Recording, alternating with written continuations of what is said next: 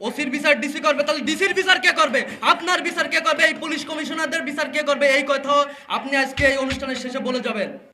আউযু বিল্লাহি মিনাশ শাইতানির রাজিম, বিসমিল্লাহির রহমানির রহিম, নাহমাদুহু ওয়া নাসাল্লি আলা রাসূলিহিল কারীম, আম্মা বাদ। আমি মাদ্রাসা প্রতিনিধি হিসেবে কয়েকটা বিষয় তুলে ধরব। প্রথম বিষয় হচ্ছে, মাদ্রাসায় পড়লেই আপনারা জঙ্গি বলেন। এই পুলিশরা জঙ্গি বলে মাদ্রাসায় পড়লে। এটা কোথা থেকে আসলো? আপনারা মুখে দাড়ি দেখলে তাকে শিবির জামাত বলেন। মুখের দাড়ি কি আর কেউ রাখতে পারে না? মুখের দাড়ি রাখা কি কোনো অধিকার নেই?